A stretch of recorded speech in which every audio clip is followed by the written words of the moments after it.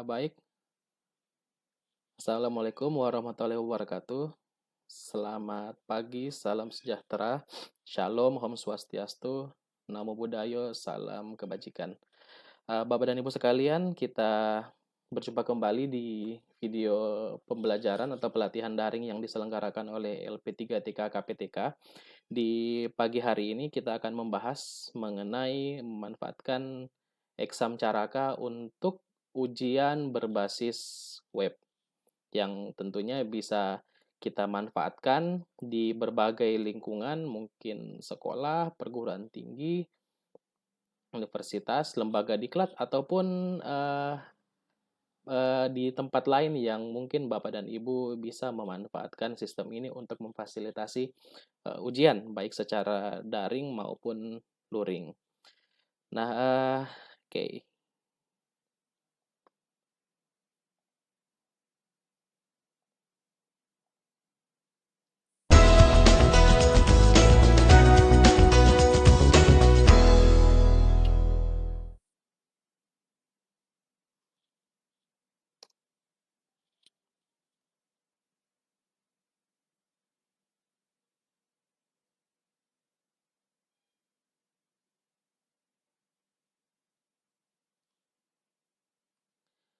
Nah, perkenalkan Bapak dan Ibu sekalian, nama saya Haidir Mustafa.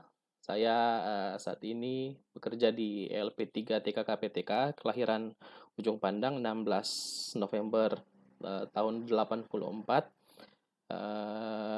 Sejak 2003 sampai sekarang bekerja juga sebagai seorang programmer dan sistem analis. Pernah mengabdi di Politeknik Negeri Ujung Pandang pada tahun 2010 sampai 2012 sebagai dosen luar biasa. Kemudian pada tahun 2012 sampai sekarang juga saya bertindak sebagai anggota tim pengembang UKG online Kementerian Pendidikan dan Kebudayaan. Pada tahun 2014 pernah bertugas di Sekretariat BPSD MPK-PMP dulu, namanya sekarang menjadi Direktorat Jenderal Guru dan Tenaga Kependidikan, Kementerian Pendidikan dan Kebudayaan, yaitu pada tahun 2014. Kemudian pada tahun 2015 sampai dengan pada tahun 2015 saya mengajukan diri untuk pindah ke LP3TK KPTK, Lembaga Pengembangan dan Pemberdayaan Pendidik dan Tenaga Kependidikan, bidang kelautan, perikanan, teknologi informasi dan komunikasi. Nah, semenjak pindah itu hingga tahun 2018 saya bertugas di beberapa seksi atau divisi di beberapa jabatan fungsional umum. Kemudian pada tahun 2019 saya mengajukan diri untuk mengikuti in-passing sebagai pengembang teknologi pembelajaran. Itu salah satu jabatan fungsional tertentu yang ada di LP3TK KPTK tahun 2000 LP3TK KPTK. Pada tahun 2014 saya juga menerima penghargaan Menteri Pan-RB khususnya terkait dengan tugas saya sebagai anggota Panselnas dalam seleksi CPNS tahun 2014. Kemudian pada tahun 2015 menerima penghargaan dari Menteri Kesehatan. Pada tahun 2016 menerima penghargaan dari Menteri Kesehatan khususnya dalam kegiatan untuk seleksi ASN Kementerian Kesehatan pada tahun 2016. Nah, di pagi hari ini kita akan membahas mengenai Exam Caraka. Namun perlu saya informasikan lebih dahulu, lebih awal bahwa materi bahasan yang akan kita angkat di pagi hari ini sebenarnya adalah materi lanjutan dari yang sudah pernah kami bahas di beberapa pertemuan terdahulu. Di antaranya adalah cara menginstalasi dan mengkonfigurasi Exam Caraka, kemudian video tentang bagaimana menyusun soal ujian menggunakan Exam Editor dan Exam Pustaka. Bagi Bapak dan Ibu yang ingin mengakses rekaman video terdahulu, di layar saat ini sudah ada link yang Bapak dan Ibu bisa kunjungi nantinya ketika video ini selesai.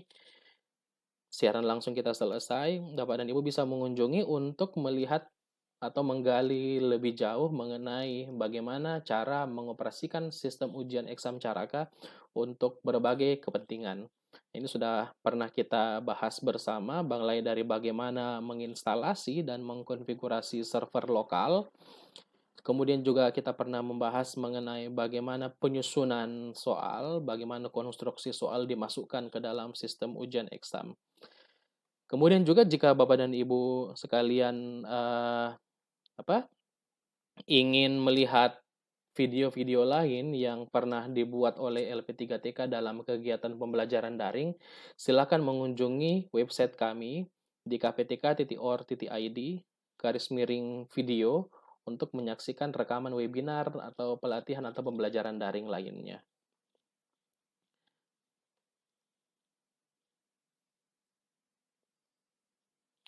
Baik, Bapak dan Ibu sekalian, di pagi hari ini kita akan membahas mengenai eksam Caraka dan bagaimana mempersiapkan sistem ujian eksam Caraka untuk digunakan eh, di berbagai macam situasi, khususnya di pandemi COVID-19 saat ini yang tidak memungkinkan kita meminta peserta didik atau siswa untuk ke sekolah untuk ujian dengan cara konvensional, sehingga mungkin kita harus sedikit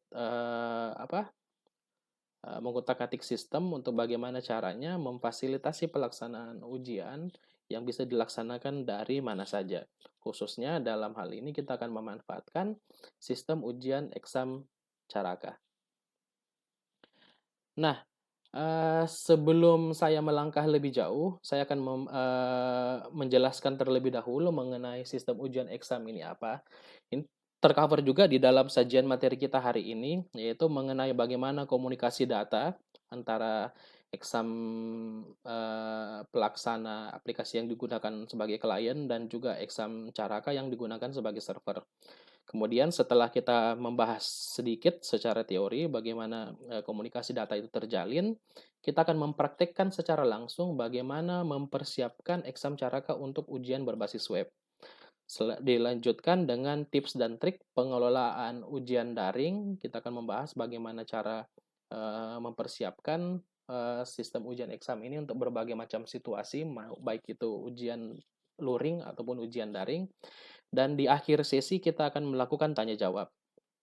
Nah, jika Bapak dan Ibu ingin memberikan pertanyaan, silakan menuliskan di kolom komentar yang di hadapan Bapak dan Ibu sekalian.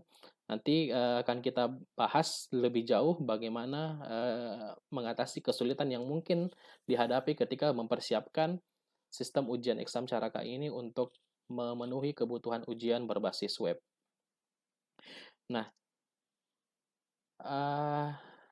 sistem ujian eksam ini adalah sistem ujian yang dikembangkan oleh SDM internal Kementerian Pendidikan dan Kebudayaan, Bapak dan Ibu sekalian. Jadi ini bukan produk swasta, bukan produk vendor tertentu. Ini adalah produk dari Kementerian Pendidikan dan Kebudayaan sendiri. Sistem ini dimiliki oleh Kementerian Pendidikan dan Kebudayaan dan khusus untuk aplikasi Eksam Caraka ini sengaja dipublikasi untuk digunakan seluas-luasnya di sekolah, perguruan tinggi, atau instansi lain yang membutuhkan. Sistem ini tersedia secara cuma-cuma, Bapak dan Ibu bisa memperoleh lisensi untuk menggunakannya dengan cara melakukan registrasi di website Eksam Caraka, exam.kemdikbud.go.id/caraka. Nanti kalau kurang jelas bisa kita tuliskan linknya di kolom komentar.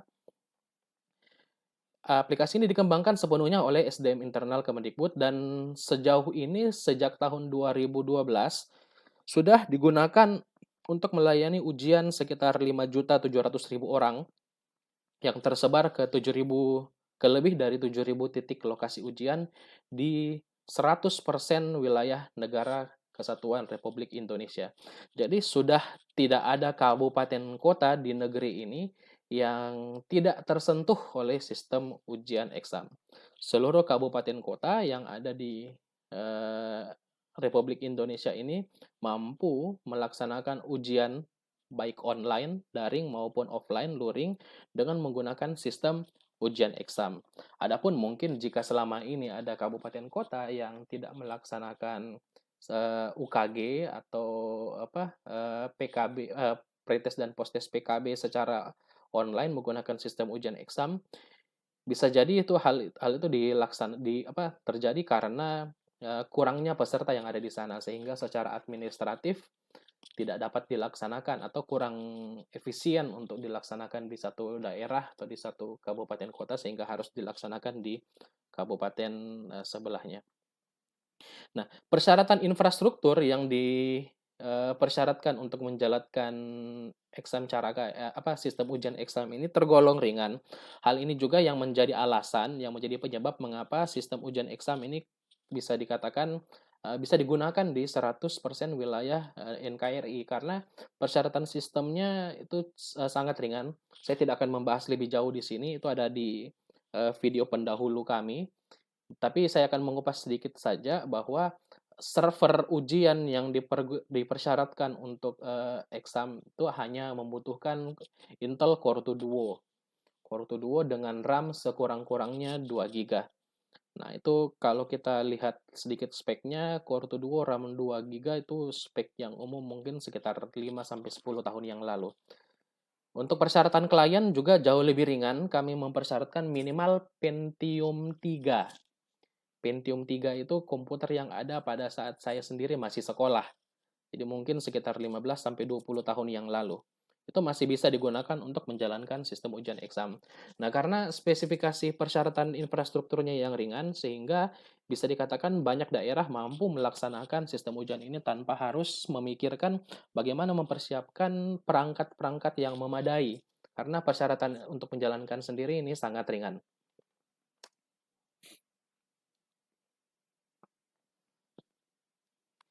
Nah, secara desain, sistem ujian eksam ini dulunya adalah, didesain untuk ujian berbasis TUK, untuk ujian berbasis TUK.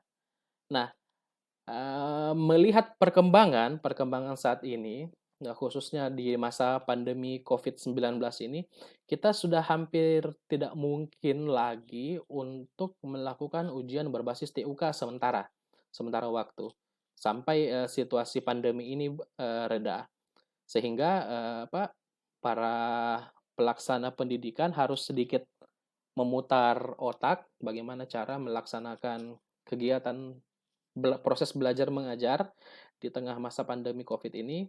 LP3TK KPTK sendiri sudah beberapa kali melaksanakan pelatihan atau pembelajaran daring mengenai bagaimana cara memfasilitasi pelaksanaan pendidikan atau pembelajaran di masa pandemi COVID ini. Ada beberapa rekaman videonya, bisa Bapak dan Ibu sekalian lihat di link yang saya berikan tadi. Nah, khusus untuk eksam caraka yang dulunya harus berbasis TUK, kita juga mengembangkan sekarang yang akan kita bahas nantinya ini adalah sistem ujian yang bisa berbasis web. Sehingga ketika berbasis web tentunya pelaksanaannya menjadi lebih fleksibel, bisa ujian melalui handphone, tablet, bisa ujian di sekolah kalau harus, kalau tidak harus juga bisa dilaksanakan dari mana saja, kapan saja.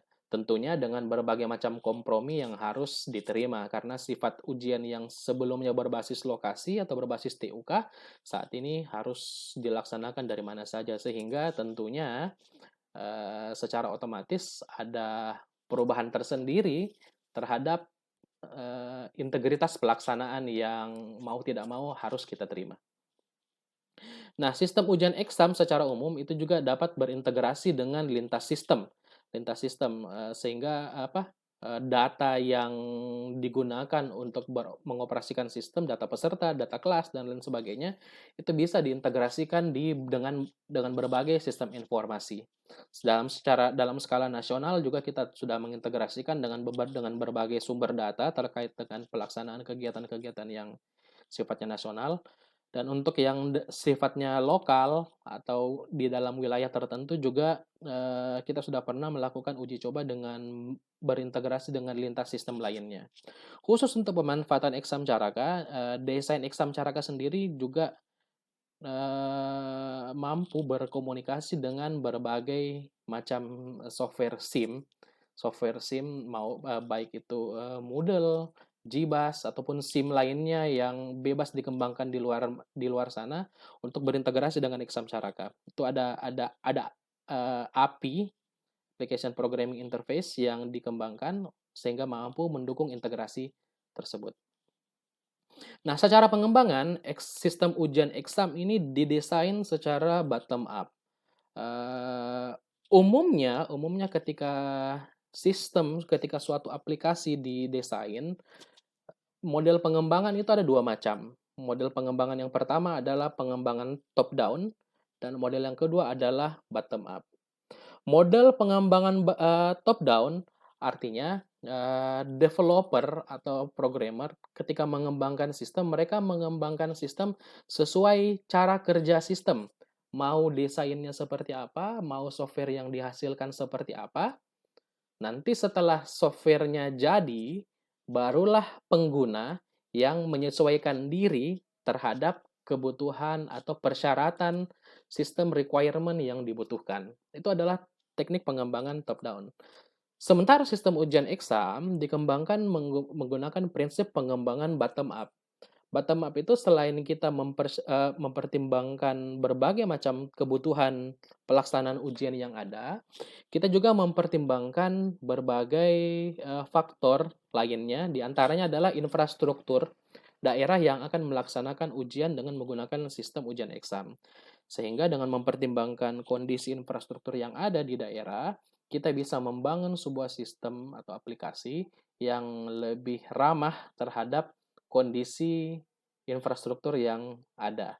Jadi kita tidak mempersyaratkan komputer yang terlalu canggih, kita tidak mempersyaratkan server, kita tidak mempersyaratkan koneksi internet yang kencang. Kalau mau online, kita hanya butuh minimal 256 Kbps, sangat kecil. Minimal, koneksi rumahan sekarang 10 mega, itu sekitar 40 kali lipatnya. Dan juga, persyaratan klien yang dibutuhkan juga menjadi lebih ringan. Ini tercapai karena dalam mengembangkan sistem, kita menggunakan prinsip pengembangan bottom up.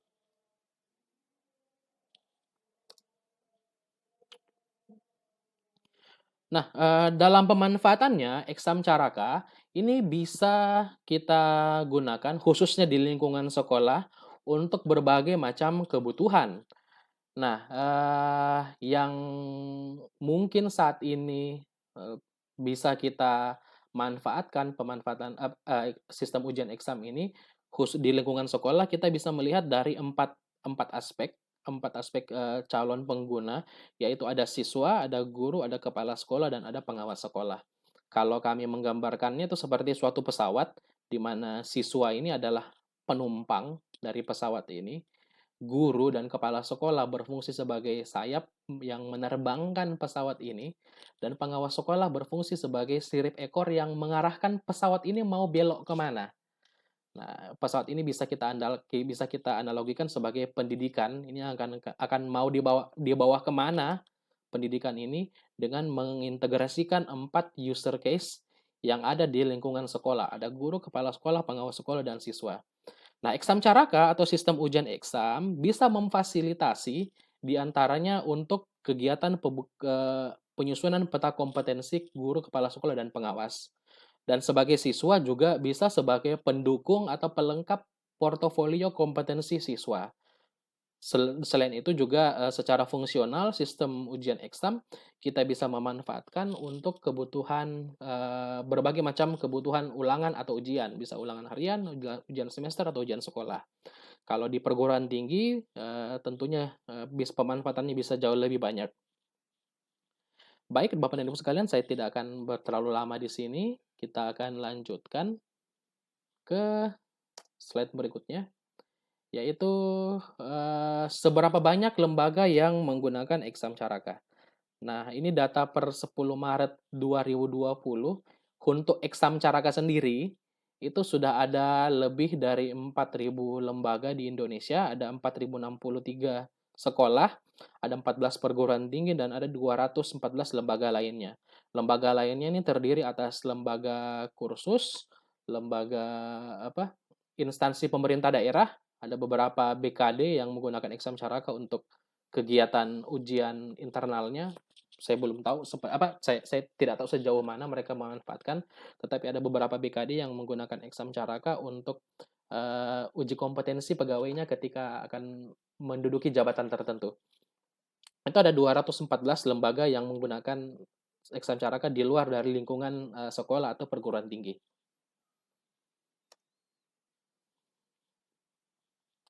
Nah, selanjutnya kita akan mengupas sedikit lebih teknis mengenai sistem ujian exam caraka. Ketika kita menggunakan sistem ujian exam secara konvensional, cara yang dulu kita gunakan sebelum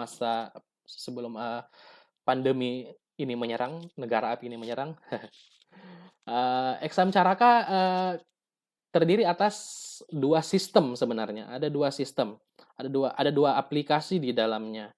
Ada aplikasi server dan ada aplikasi klien. Aplikasi server ini kita sebut dengan nama aplikasi Exam Caraka, dan aplikasi klien itu kita sebut dengan nama Exam Pelaksana. Nah, pada prinsipnya, aplikasi klien atau exam pelaksana ini yang bertugas menjalankan sistem ujian yang dioperasikan oleh peserta.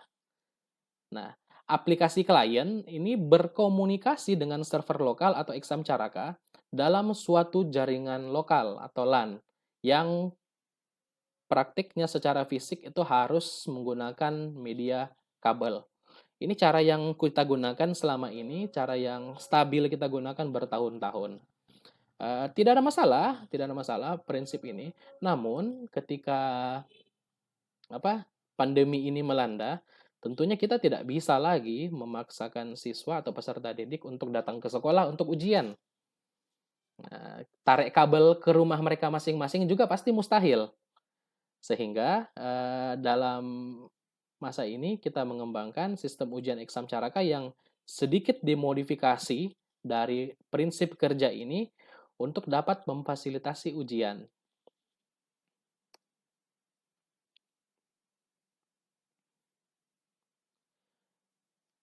Nah, ini adalah prinsip kerja yang Bapak dan Ibu sekalian ketika ingin mengimplementasikan exam caraka di sekolah masing-masing harus memahami lebih jauh mengenai bagaimana sebenarnya komunikasi data antara aplikasi kliennya nanti, handphone, dan aplikasi servernya.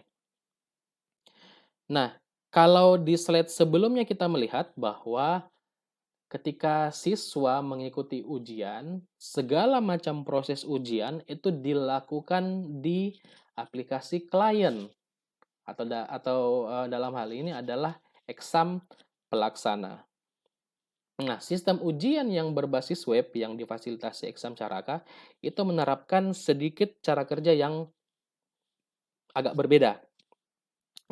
Saya katakan, Bapak dan Ibu bisa melihat di layar saat ini ada dua unit komputer yang di dalam area berwarna hijau ini. Nah, ini adalah yang servernya ini adalah tetap exam caraka, yang implementasi realnya kita difasilitasi dengan menggunakan VirtualBox untuk menjalankan sistem operasi servernya.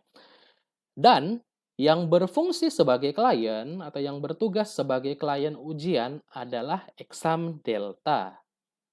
Jadi, yang melaksanakan ujian sesungguhnya ketika kita nanti memfasilitasi ujian untuk berbasis web, yang menjalankan ujian sebenarnya adalah Exam Delta, bukan gadget yang digunakan peserta.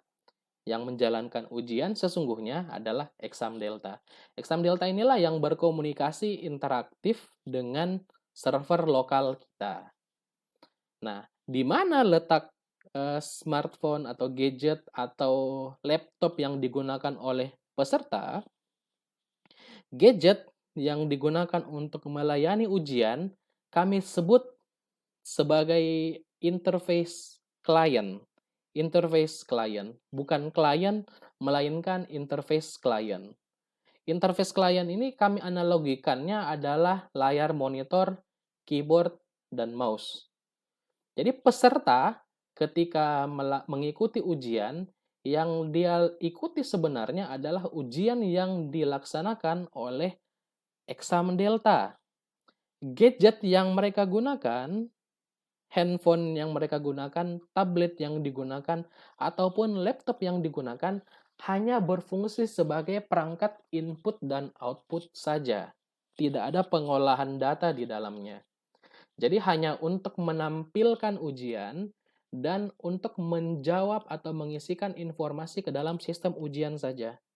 Tidak ada pengolahan data di dalamnya. Sehingga pada praktiknya kami menyebut aplikasi exam pelaksana web ini adalah interface klien. Interface klien karena yang menjalankan ujian bukan perangkat-perangkat ini, melainkan yang menjalankan ujian adalah exam deltanya. Nah, secara fisik, server exam Caraka dan exam Delta ini boleh digunakan dalam satu server. Boleh berada dalam satu fisik komputer server, atau jika kebutuhannya harus dipisahkan, boleh juga dipisahkan antara server dan kliennya ini ke dalam dua unit server yang berbeda. Boleh.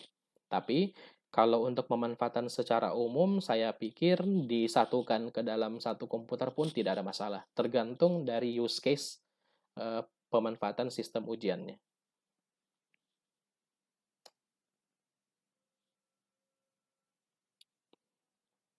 Nah, sekarang Bapak dan Ibu sekalian, kita akan praktik bagaimana mempersiapkan sistem ujian exam untuk melayani ujian berbasis web. Nah, sebelum mengikuti praktikum ini, saya asumsikan Bapak dan Ibu sekalian sudah pernah mengoperasikan sistem ujian exam Caraka, pernah menginstal, mengkonfigurasi, pernah menulis soal, sehingga tidak akan kita bahas lebih jauh lagi mengenai hal-hal tersebut. Kita akan langsung bagaimana mengkonfigurasi sistem exam Caraka yang sudah ada untuk melayani ujian berbasis web.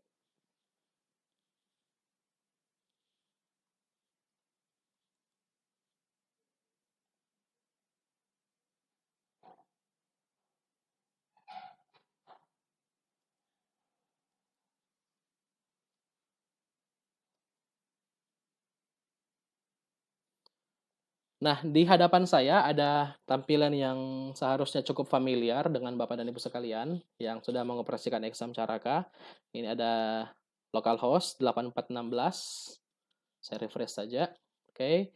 Di sini sudah ada exam server yang sudah running, sudah jalan seperti ini.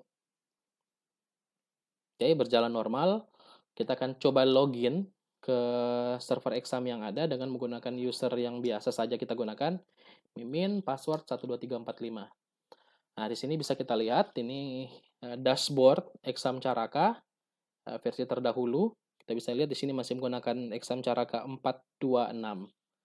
Nah, sebelum melanjutkan saya pastikan dulu servernya ini sudah dikonfigurasi untuk server pusat yang benar.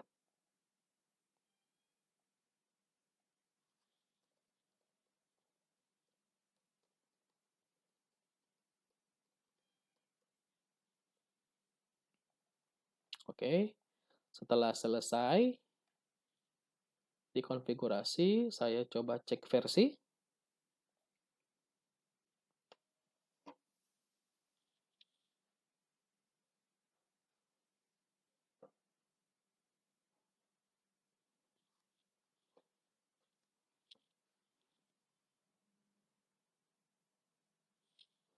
Nah, sudah ada informasi aplikasi harus diperbarui.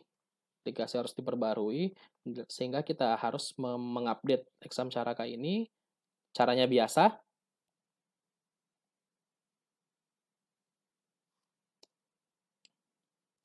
Saya login dulu. Kemudian untuk mengupdate, UKG Tool, update.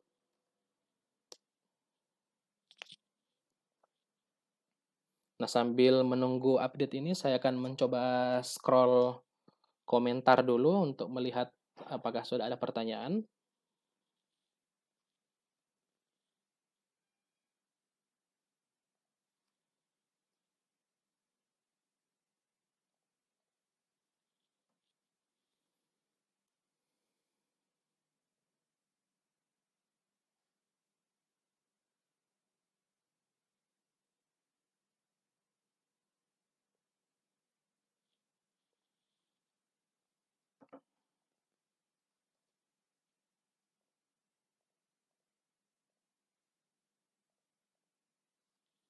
Nah, ini sudah ada informasi terbaru, memperbarui database.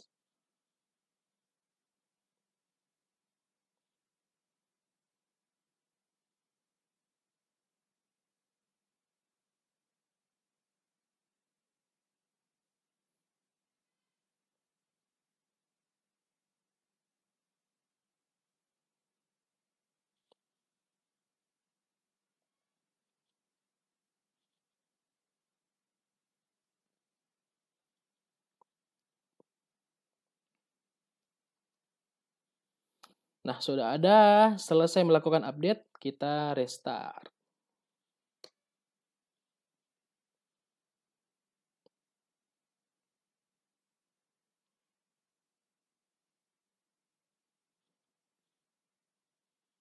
Sambil restart, ngopi dulu.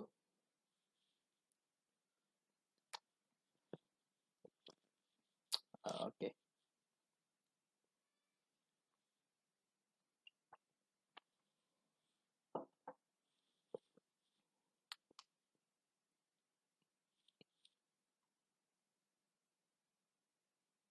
Pagi-pagi minum kopi itu adalah kearifan lokal yang harus kita jaga. Nah, oke, ini sudah hampir selesai proses restartnya.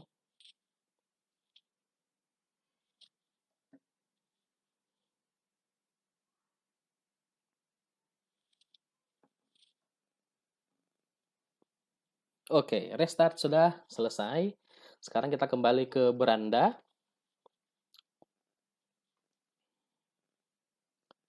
Nah, kita lihat versinya sudah berubah, tapi sebaiknya kita pastikan lagi apakah benar versinya sudah terbaru dengan melakukan cek versi. Oke, kita sudah dapat jawaban bahwa aplikasi yang digunakan adalah versi terbaru. Nah, di sini kita bisa melihat ada kolom aplikasi klien. Ini maksudnya adalah ketika peserta mengikuti ujian, klien yang diizinkan untuk aktif hanya exam pelaksana desktop. Nah, tentunya sebelum memastikan sebelum memfasilitasi untuk berbasis web, kita harus melakukan beberapa konfigurasi. Di antaranya, salah satunya adalah menghidupkan aplikasi klien untuk pelaksana web. Di sini masih tidak aktif. Sekarang kita coba aktifkan. Oke, sudah aktif. Kita bisa lihat di beranda bahwa aplikasi klien yang digunakan saat ini ada aplikasi pelaksana desktop dan aplikasi pelaksana web.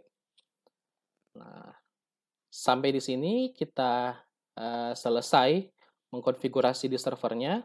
Untuk melaksanakan exam carakanya, sekarang kita akan lanjutkan dengan menginstal paket soal. Paket soal saya masih belum ada paket soal yang mendukung, saya akan mencoba menginstal paket soal yang baru. Caranya seperti biasa, tidak ada yang aneh. Localhost 10.000 untuk membuka webmin.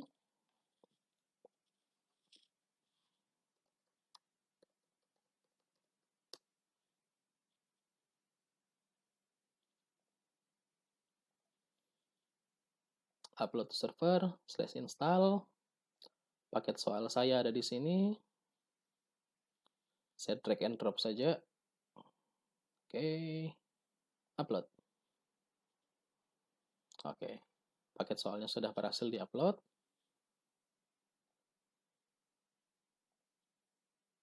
Saya akan install paket soal uji coba exam Caraka.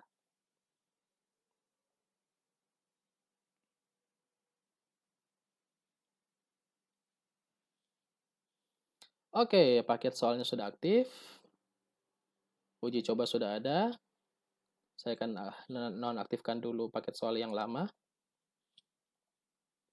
Nah, sampai di sini kita sudah punya server yang sudah siap untuk memfasilitasi exam Caraka.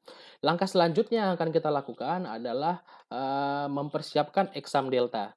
Nah, namun, sebelum melanjutkan dengan menggunakan exam Delta yang versi terbaru, kita harus menghapus dulu exam Delta yang versi terdahulu. Harus di-uninstall, tidak bisa di-upgrade karena cara kerjanya sangat berbeda. Sehingga harus di-uninstall.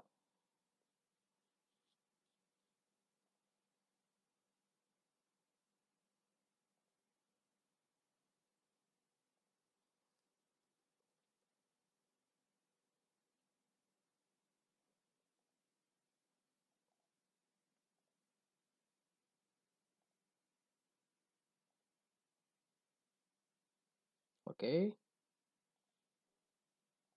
Delta sudah di-uninstall. Sekarang kita install Exam Delta versi terbaru.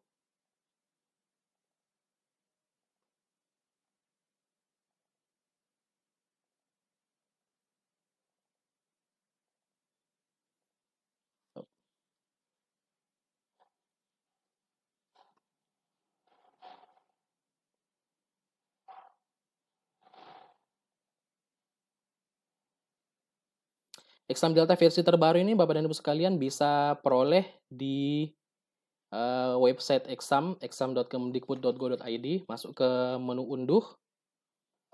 Di situ bisa di-download Exam Delta 32 bit, 64 bit, dan untuk Linux. Kita biarkan saja foldernya default C Exam Delta. Oke.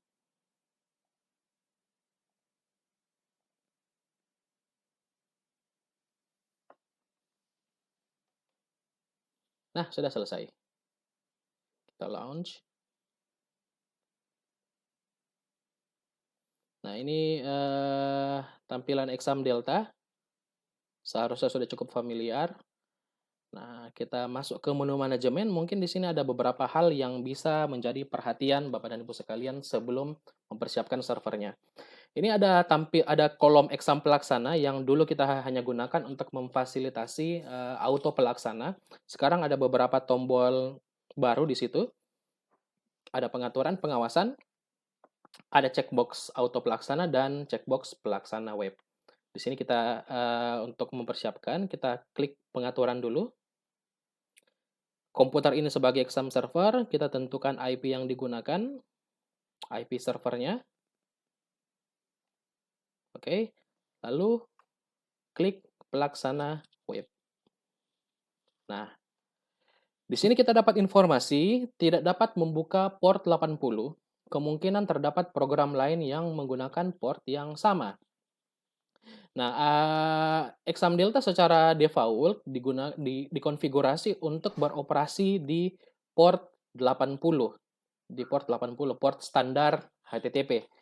Nah, umumnya port standar HTTP ini dihuni juga oleh aplikasi yang lain, tergantung di komputer Bapak dan Ibu sekalian.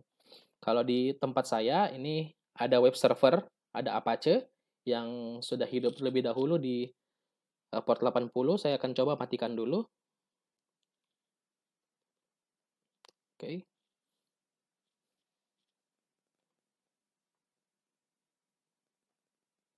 Ini ada Apache.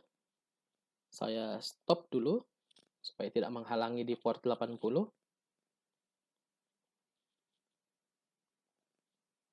Kemudian saya hidupkan exam pelaksana web.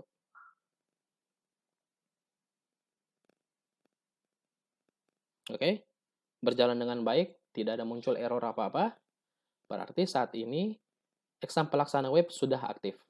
Untuk mengetes, kita buka tab baru di sini. Langsung ketikkan saja localhost tanpa perlu port apa-apa. Nah, sudah running di laptop saya. Tapi untuk memastikan apakah betul sudah running dan siap untuk memfasilitasi, saya akan coba dengan menggunakan smartphone.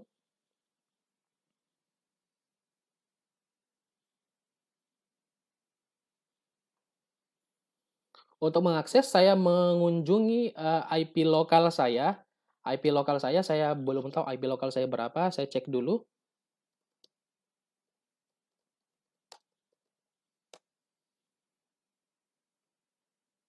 Nah, untuk wireless LAN saya, IP lokalnya ada di 192.168.2.101. 2.101.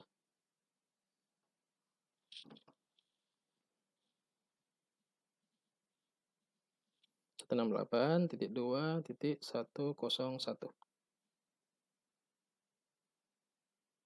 Oh, ini saya hidupkan WiFi-nya dulu.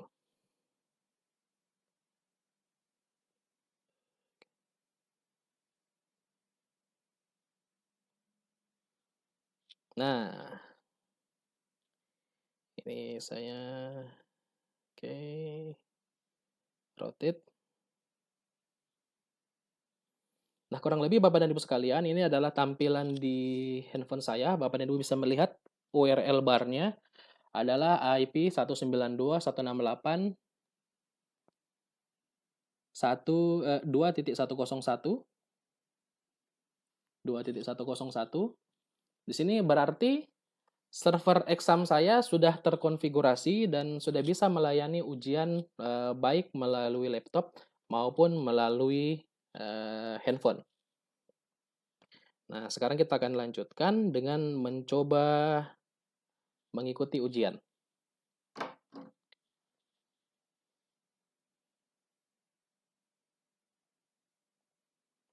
Oke, sini saya berikan peserta baru saja. Ini ujian hadir.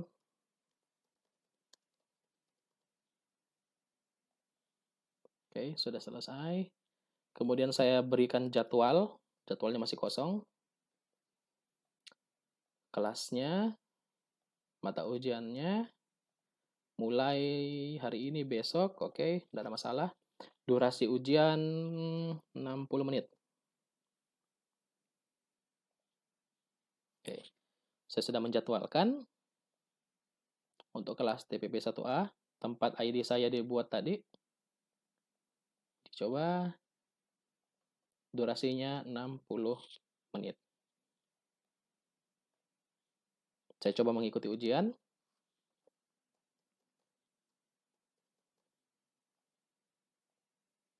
Oke, login berhasil. Ini tampilan standar exam pelaksana Bapak dan Ibu sekalian yang sudah pernah mengikuti UKG atau pretest PPG atau postes PKB, PKP atau postes guru pembelajar harusnya sudah cukup familiar dengan tampilan seperti ini. Di sini ada menu latihan dan ada menu ikut ujian, sama persis cara kerjanya dengan aplikasi exam pelaksana yang berbasis desktop yang selama ini kita gunakan. Nah, ini saya akan coba mengikuti ujian. Mulai ujian.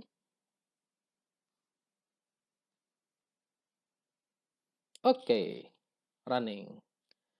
Nah, ini sudah ada informasi soalnya, antar mukanya sama persis. Di sini ada kolom soal, di sini ada kolom jawaban, pengoperasiannya hampir 100% sama, kecuali beberapa tombol di atas yang mungkin sedikit berbeda. Yang hilang itu adalah tombol untuk berpindah ke soal yang pertama dan soal yang paling akhir. Sebagai gantinya kita bisa langsung bernavigasi dengan menggunakan panel kotak soal ujian seperti ini.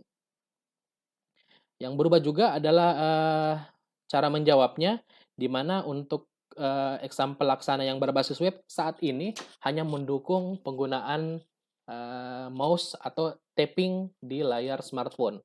Jadi belum bisa menggunakan keyboard. Nah, seperti ini.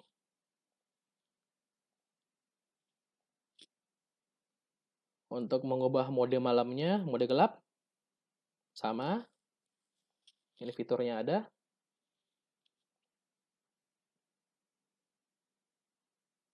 Nah, yang Bapak dan Ibu perlu perhatikan, seperti yang saya sampaikan tadi di beberapa slide sebelumnya, bahwa ujian dengan menggunakan exam pelaksana yang berbasis web ini sendiri adalah ujian yang di mana gadget yang kita gunakan itu sifatnya hanya interface klien. Sifatnya hanya interface klien. Dalam arti gadget yang kita gunakan, baik itu laptop maupun smartphone, itu hanya berfungsi sebagai perangkat input-output saja. Hanya digunakan untuk menampilkan soal ujian dan mengikuti ujiannya saja, tidak lebih. Segala pengolahan data itu eh, ada di dalam exam delta atau yang diproses dengan exam delta. Exam delta yang ini. Nah, sehingga ketika mengikuti ujian, harap dijaga betul bahwa exam delta ini tidak mati atau tidak tertutup aplikasinya. Karena exam delta inilah yang nanti menjalankan atau memproses ujian yang diikuti oleh peserta.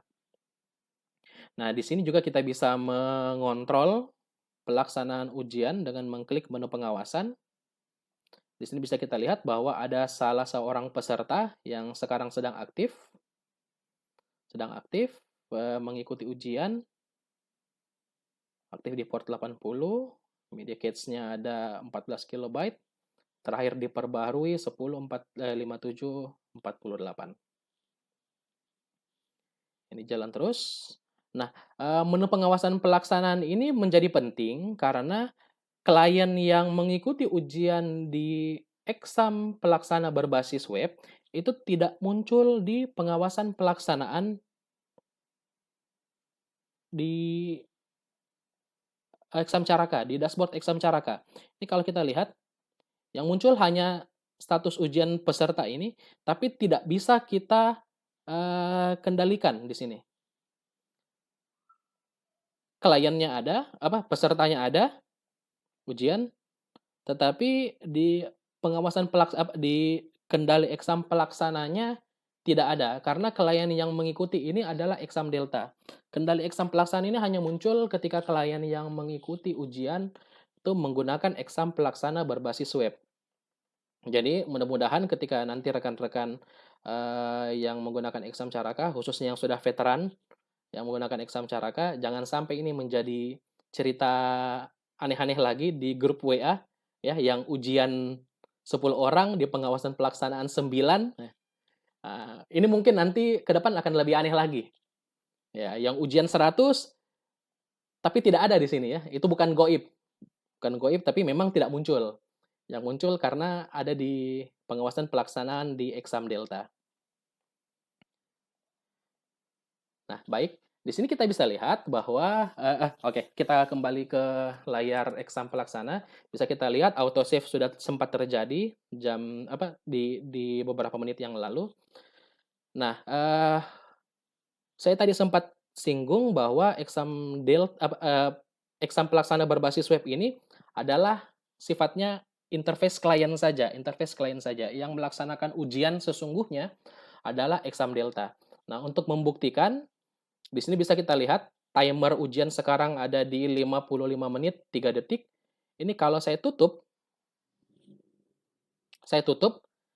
hitungan waktu ujian peserta itu akan terus berhitung mundur walaupun tertutup.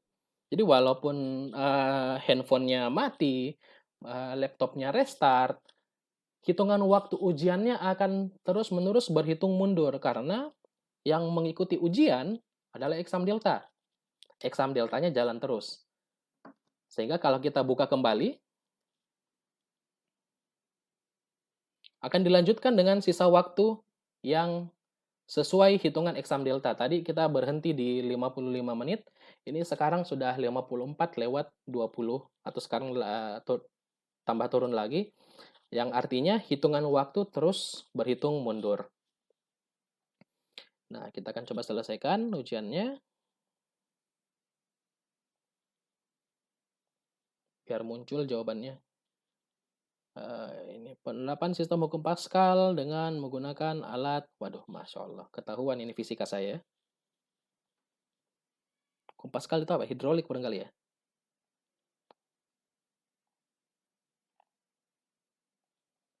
Nah, ini mudah-mudahan bukan soal UN ini ya. Presiden pertama secara langsung adalah Bapak Abdul Rahman Wahid.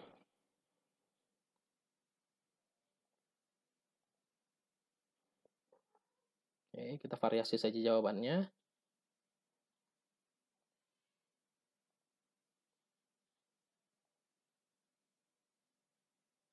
Port paralel, nah saya tahu ini 2.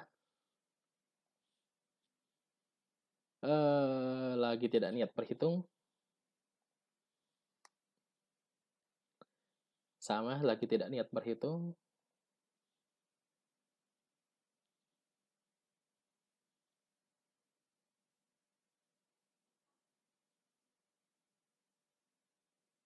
Waduh, ini hot sini.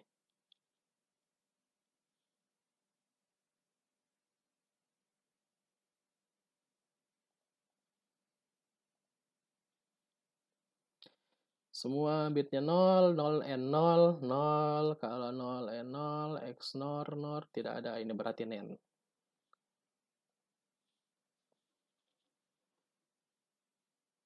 Trace root. Nah, ini ya, mudah-mudahan ya. Waduh, kita lewatkan saja. Port audio itu nomor 7.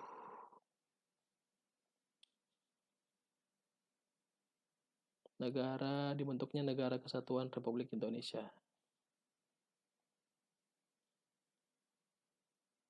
Lagi tidak berniat berpikir seperti ini.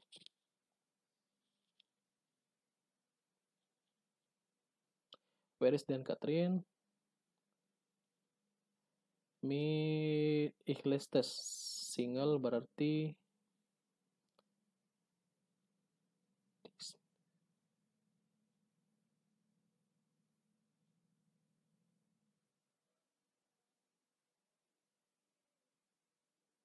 item.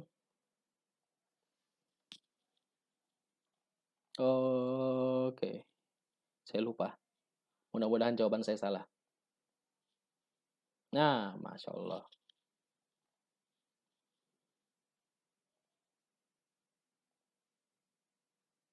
Ini gampang ini. Berapa jumlah soal pilihan jawaban yang disediakan? Ini jawabannya pasti 3.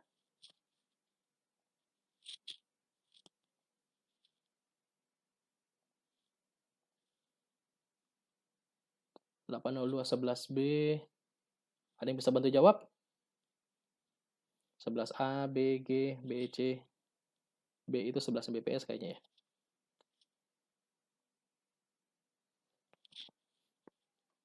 54 bukan. Request timeout. Terputus. Oke, cukup. Kita sisakan 5 soal yang tidak dikerjakan. Selesaikan ujian.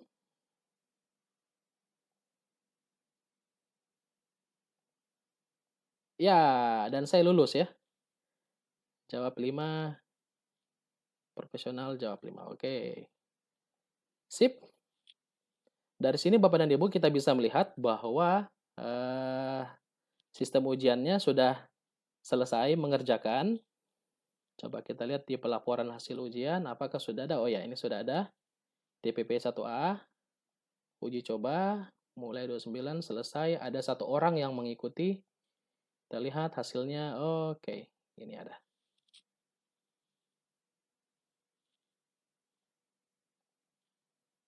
Nah,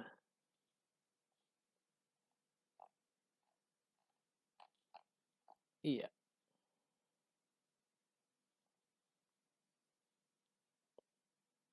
Baik, sampai sini saya akan mencoba lihat lagi di kolom komentar pertanyaan yang sudah masuk. Saya catat dulu.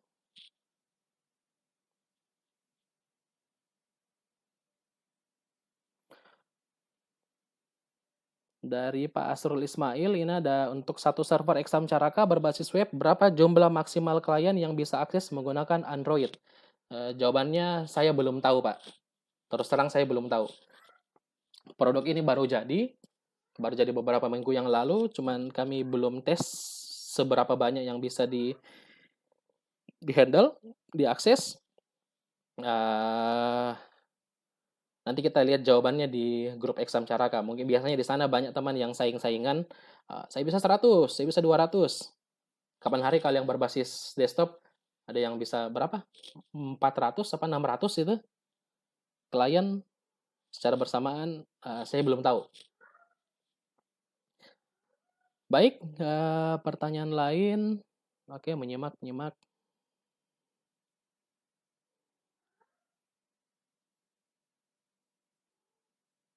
Mhm.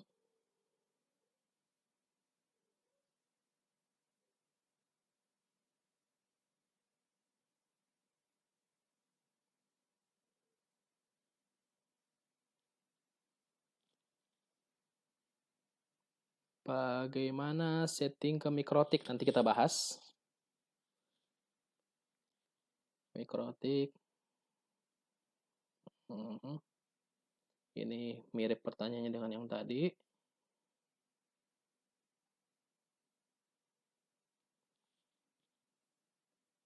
Oke, saya simpan dulu.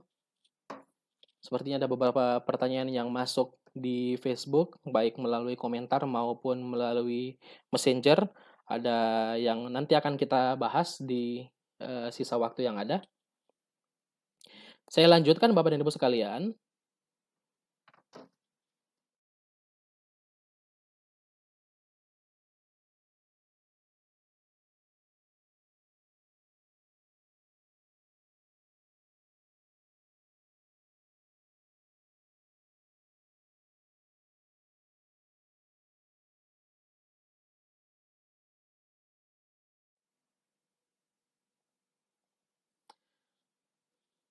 Nah, ini yang sudah kita praktekkan tadi adalah contoh kasus bagaimana mengimplementasikan exam Caraka di server lokal. Nah, tentunya ketika Bapak dan Ibu nanti akan mengimplementasikan di sekolah ataupun di perguruan tinggi, akan ada use case di mana sistem exam Caraka yang sudah diinstal itu harus bisa diakses dari mana saja, dari ruang publik.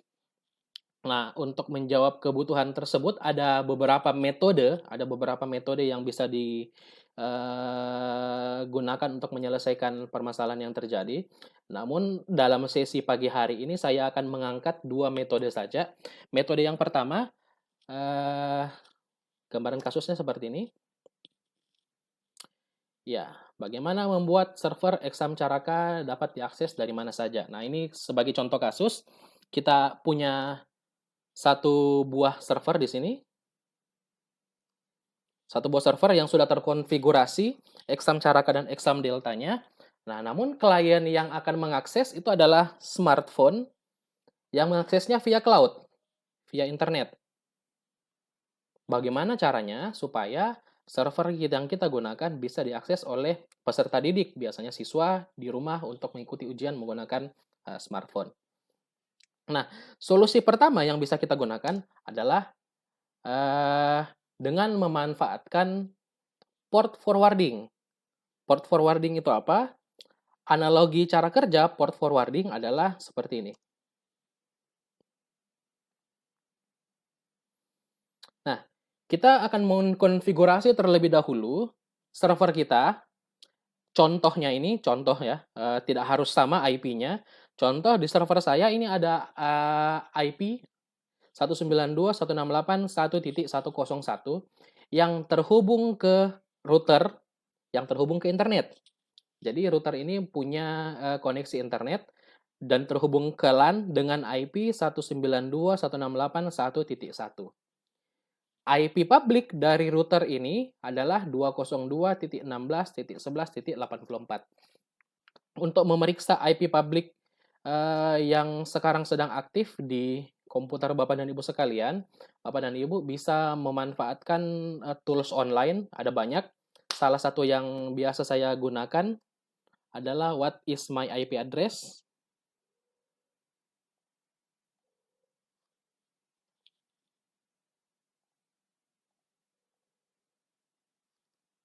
What is my IP address.com.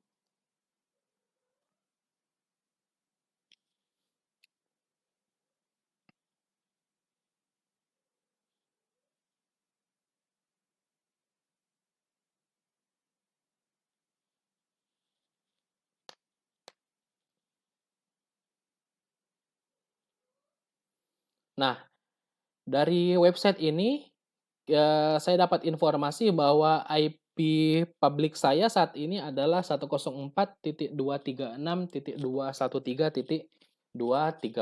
Ini IP publik yang saat ini sedang saya gunakan.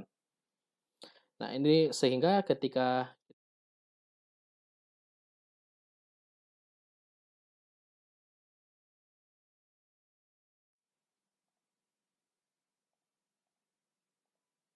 ini contohnya IP publiknya adalah 202.16.11.84. Nah, cara kerja port forwarding adalah ketika router menerima request dari klien, dari publik, di port tertentu yang sudah kita tentukan.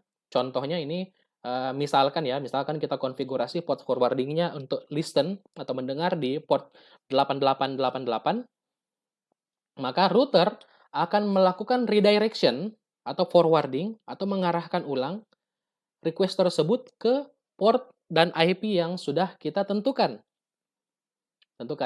Dalam hal ini sudah kita setting untuk meneruskan request tersebut ke IP 192.168.1.01 di port 80.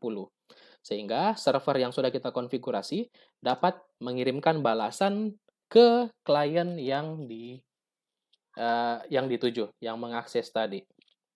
Nah, ini adalah teori atau prinsip kerja port forwarding.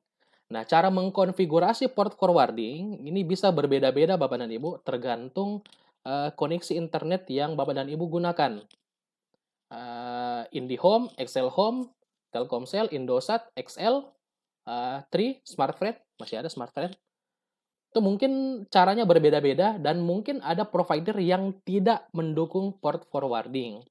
Mungkin ada klien yang tidak mendukung port forwarding. Jadi, kita harus memeriksa dulu apakah modem dan provider yang kita gunakan itu mendukung port forwarding apa tidak. Nah, sebagai contoh, saat ini saya sedang connect menggunakan IndiHome. Saya akan mempraktikkan bagaimana cara setting port forwarding di modem bawaan dari IndiHome. Ini contoh modem. Oke, sebentar. Nah, modem saya ada di lokal.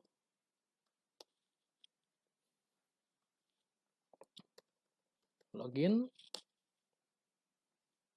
Nah, ini login konfigurasi IndiHome. Tampilannya mungkin berbeda tergantung dari perangkat yang Bapak dan Ibu gunakan di rumah. Bisa berbeda, bisa sama, tapi umumnya struktur menunya hampir sama persis. Bisa kita lihat di sebelah kiri ada status yang menginformasikan saat ini kondisi perangkat kita, perangkat router internet yang kita gunakan seperti apa. Tapi kita tidak fokus ke sana, kita akan fokus ke menu application. Di menu application, di sini ada port forwarding. Nah, tampilannya seperti ini. Setting port forwarding ini cukup sederhana, Bapak dan Ibu. Kita tidak terlalu rumit. Settingannya seperti apa. Caranya, kita hanya enable saja. Kemudian kita tentukan port yang digunakan sebagai port listen untuk mendengar koneksi dari luar, itu berada di port berapa. Kalau dicontoh di slide saya tadi, kita akan menggunakan port 8888. Kita N-nya 8888. Kemudian, kita setting jika router kita menerima request dari port 8888, akan diarahkan ke mana request tersebut. Nah, ini di sini kita setting local host LAN host IP address, kita masukkan IP server yang kita gunakan. Kalau saya tadi IP servernya adalah 192.168.2.101. Masukkan 192.168.2.101 di port 80. Oke. Listen di port 888, forwarding to 192.168.2.101 at port 80. At. Oh, name. Kita harus beri nama. Ini exam.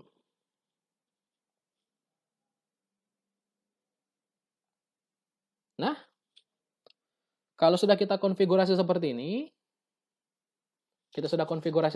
berarti port forwarding kita sudah berjalan, sudah aktif di port 8888 yang akan diteruskan ke IP 192.168.2.101 di port 80.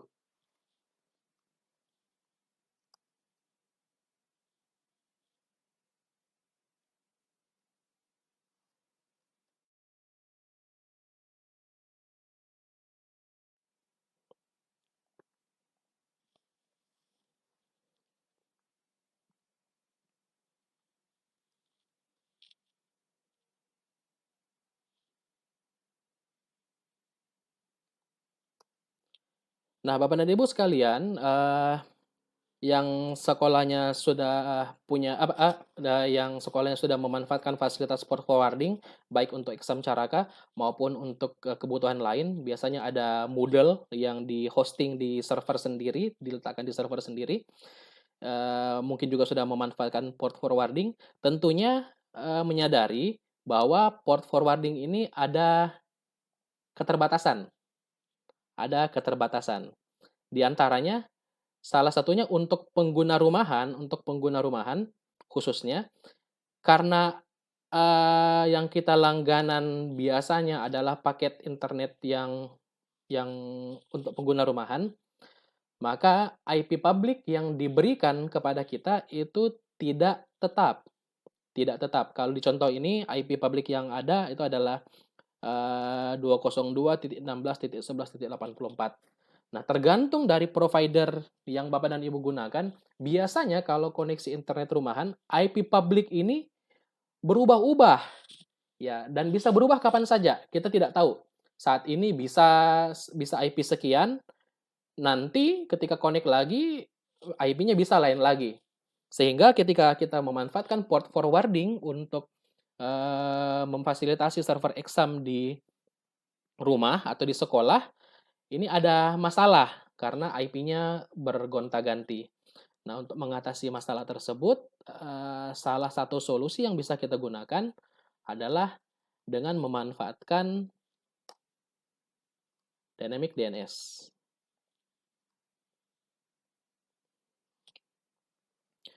Nah, Dynamic DNS ini, adalah cara cepat yang bisa kita gunakan ketika kita akan memanfaatkan port forwarding, di mana permasalahan yang biasanya terjadi kalau menggunakan port forwarding untuk koneksi internet, non-premium, itu adalah IP publik koneksi internet kita bisa berubah sewaktu-waktu. Jadi ketika tengah mengerjakan ujian, siswa, IP publiknya berubah, peserta mengikuti ujian nanti bisa koneksinya terputus, proses ujiannya, harus menggunakan IP yang baru lagi. Nah, dengan memanfaatkan Dynamic DNS, peserta bisa mengakses ujian menggunakan URL tertentu. Nah, tugas dari provider Dynamic DNS ini sendiri yang mengupdate IP ketika terjadi perubahan. Nah, beberapa merek internet router sudah mendukung Dynamic DNS dari beberapa provider. Salah satunya provider internet yang saya gunakan itu mendukung Dynamic DNS dari NoIP, DNS, dan DTDNS. Ini yang bisa kita gunakan, khususnya NoIP ini punya layanan Dynamic DNS yang bisa diperoleh secara cuma-cuma. Jadi ketika kita menggunakan port forwarding dan dikombinasikan dengan menggunakan Dynamic DNS, walaupun IP-nya berubah, seharusnya tidak menjadi masalah tertentu. Sehingga ketika peserta mengikuti ujian, sesi ujian masih bisa dilanjutkan walaupun IP server kita berubah. Nah, selain menggunakan port forwarding dan kombinasi dengan Dynamic DNS, kita juga bisa memanfaatkan VPN. Nah, beberapa provider VPN premium itu menyediakan layanan port forwarding tanpa perlu mengkonfigurasi router. Jadi kita tidak perlu setting router tadi untuk memasukkan alamat IP dan port forwarding, tapi kita bisa memanfaatkan langsung aplikasi VPN Premium ini, untuk langsung mengkonfigurasi port forwarding ke komputer kita. Tentunya, biasanya VPN yang mempunyai fasilitas seperti ini, tidak menyediakan layanan secara cuma-cuma, dalam hal ini VPN Premium. Nah, namun kelebihan menggunakan VPN Premium untuk memfasilitasi seperti ini, dapat digunakan walaupun ISP yang kita gunakan itu tidak mendukung port forwarding. Jadi walaupun kita biasanya pakai tethering dari smartphone, walaupun di smartphone kita tidak bisa dikonfigurasi menggunakan port forwarding, tetapi tidak menjadi masalah kalau kita menggunakan VPN Premium ini sendiri. Jadi walaupun tidak ada fasilitas port forwarding-nya, IP-nya tergonta-ganti kapan saja, Tidak masalah kalau menggunakan VPN premium. Ada fasilitas port forwarding internal bawaan dari jasa layanan VPN.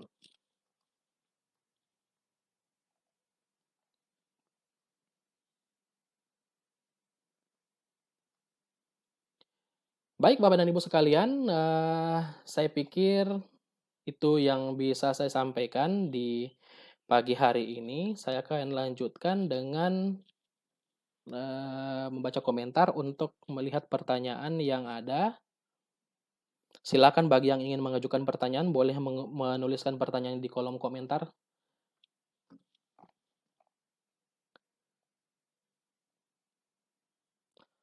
Port klien apakah bisa diganti? Nah, kalau port klien secara default memang Exam Caraka ini hanya hidup di port 80. Hanya hidup di port 80, sehingga untuk beberapa kasus mungkin menjadi tantangan tersendiri atau menjadi hambatan tersendiri ketika akan diimplementasikan.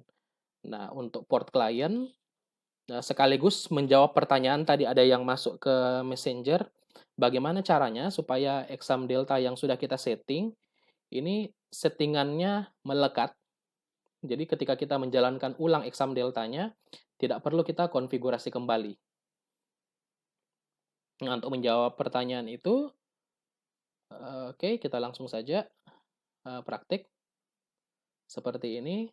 Kalau menggunakan port dan bagaimana cara mengkonfigurasi exam delta supaya tidak perlu kita mulai ulang, harus setting kembali.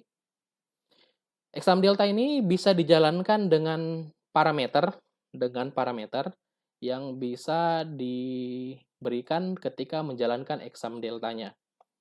Ada beberapa parameter.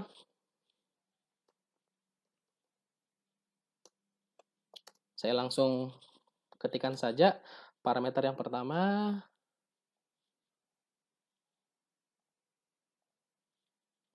Oh, kurang.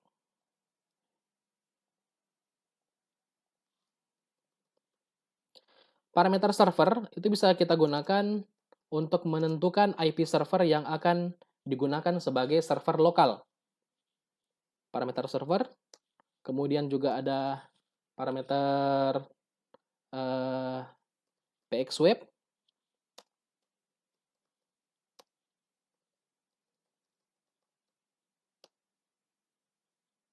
Nah, seperti ini. Supaya memudahkan menjalankan parameternya, di folder C exam delta, Bapak dan Ibu sekalian. Saya zoom biar kelihatan lebih jelas. Ini ada exam delta. Nah, di dalam folder ini ada file bernama run.bat. Ini bisa kita lihat di layar. Ini adalah script batch yang kami siapkan untuk memudahkan menjalankan exam delta dengan parameter. Saya edit. Oke.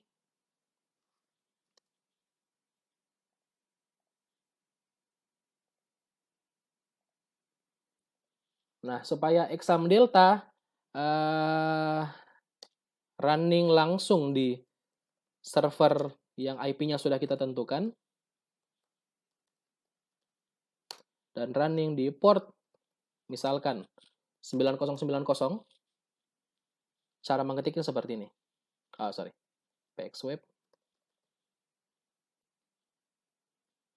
Exam delta minus server, IP servernya yang mana, dan pelaksana web dibuka di port berapa.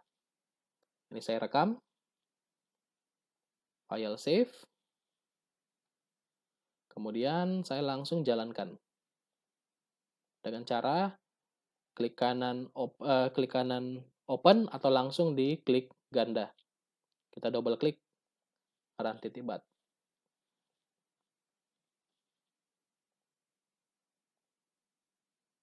Oke, exam pelaksana sudah jalan. Di sini bisa kita lihat exam servernya ada di 2.101 sama dengan parameter yang diberikan tadi. 2.101 dan running PXWeb di port 9090. Kita tes.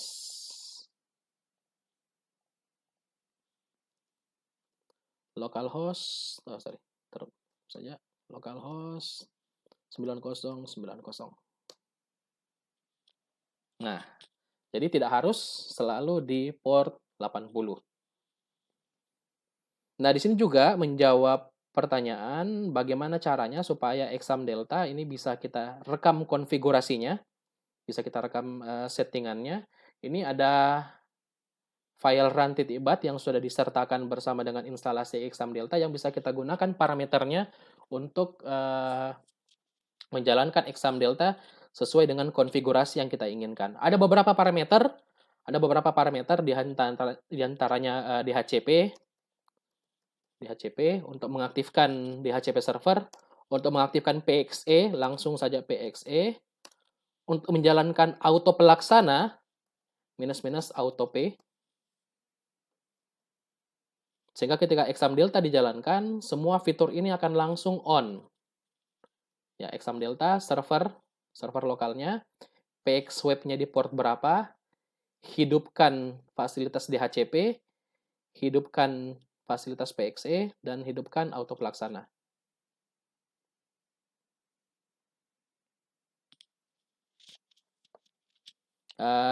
Daftar lengkap parameternya nanti akan saya publikasikan di grup Exam Caraka. Silakan teman-teman bagi yang tertarik nanti bisa follow up ke sana. Bagaimana caranya? Untuk mengkonfigurasi exam delta untuk running sesuai dengan konfigurasi yang maunya kita save. Oke, saya lanjutkan ke pertanyaan berikutnya.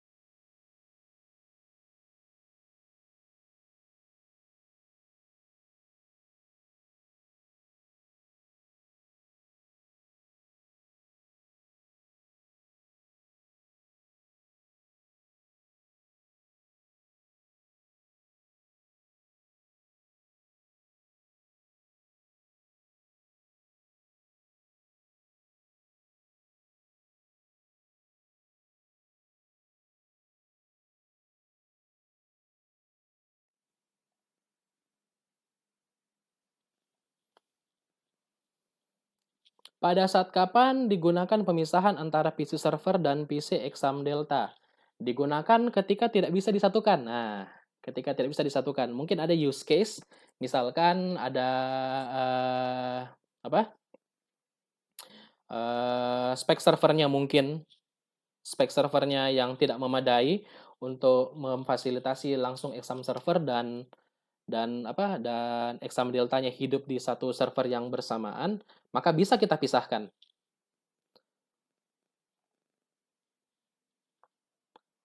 Apakah bisa support webcam dengan klien? Nah, ini pertanyaan yang mirip juga ditanyakan di beberapa jalur pribadi, beberapa japri baik lewat WA maupun Messenger beberapa waktu yang lalu.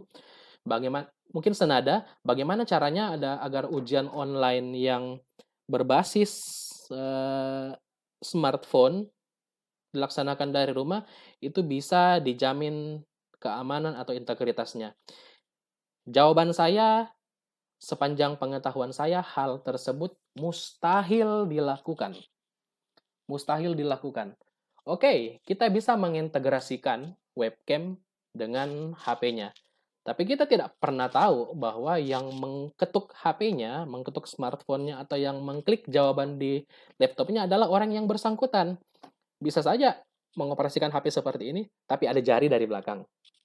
Atau lebih advance sedikit, menggunakan laptop, tapi yang jawab temannya dengan menggunakan aplikasi remote desktop. Ada banyak yang seperti itu. Ada VNC, ada TeamViewer, ada AnyDesk, macam-macam. Jadi kesannya hanya peserta yang pura-pura sok sibuk, kelihatan di kamera, tapi yang mengerjakan adalah temannya.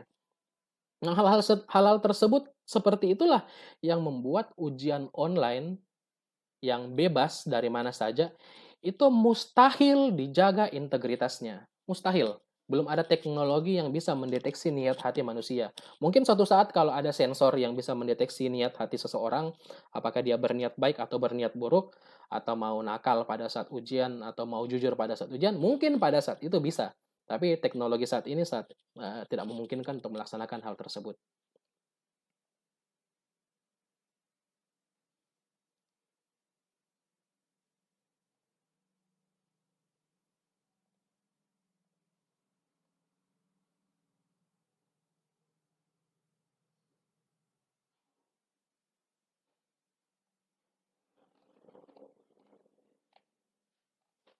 Oke, pertanyaan lain senada, eee, mirip.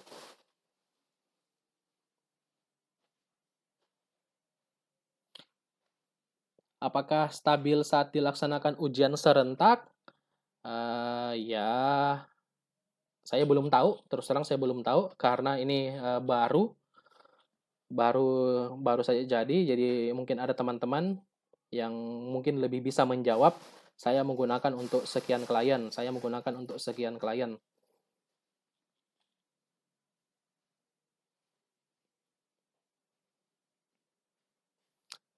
Kami menggunakan IndiHome, tapi port 80 tertutup, sehingga eh, tidak bisa menggunakan port forwarding. Kalau tidak bisa port 80, Pak, Bapak bisa memanfaatkan port lain yang Bapak pilih, bisa menggunakan port seperti tadi 8888 dan di forwarding ke port yang Bapak tuju.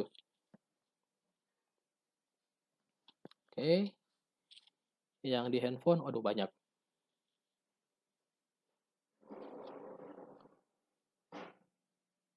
Ada 122 pertanyaan, ya mungkin sebagian besar mirip. Baik Bapak dan Ibu sekalian, untuk pertanyaan yang mungkin kaitannya teknis akan kita bahas di grup saja, sehingga pertanyaan yang sama mungkin tidak perlu diajukan berulang-ulang,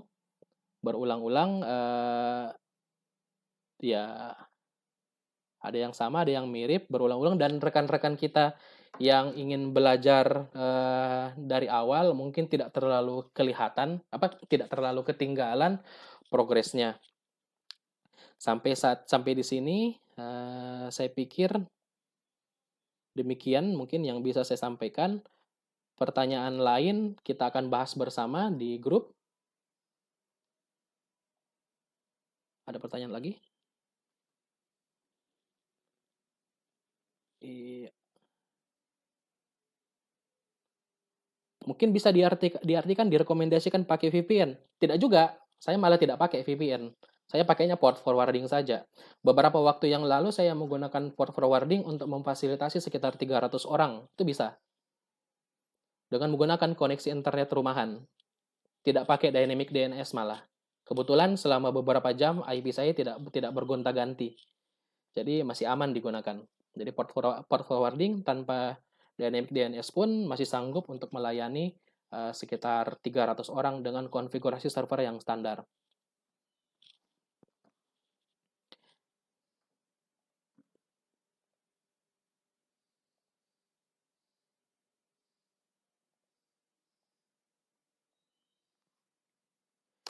Baik Bapak dan Ibu sekalian, saya lihat cukup banyak pertanyaannya. Saya mungkin tidak bisa menjawab satu persatu. Ada lebih 100 pertanyaan yang masuk. Nanti akan kita bahas lebih jauh saja di grup Exam Caraka tentang teknis-teknis lainnya. Sampai di sini saya cukupkan materi yang saya sampaikan di pagi hari ini. Lebih dan kurangnya mohon dimaafkan. Wabillahi taufik wal hidayah. Wassalamualaikum warahmatullahi wabarakatuh. Oh, maaf. Saya lupa mengucapkan terima kasih atas semua pihak yang sudah membantu saya untuk mempersiapkan sesi live di pagi hari ini. Ada rekan-rekan PTP yang sudah memantau, ada beberapa rekan yang membantu teknis pertanyaan, membantu mensortir pertanyaan, mengurutkan pertanyaan yang diajukan. Sudah saya buat daftarnya, nanti akan dipublish di grupnya seperti apa teknisnya. Dan juga kepada rekan manajemen dan karyawan LP3TK KPTK Kementerian Pendidikan dan Kebudayaan, dan juga dari Direktorat Jenderal Guru dan Tenaga Kependidikan dan Direktorat Jenderal Vokasi Kementerian Pendidikan dan Kebudayaan atas sesi live kita di pagi hari ini. Kembali lagi lebih dan kurangnya mohon dimaafkan. Wassalamualaikum warahmatullahi wabarakatuh dan selamat pagi.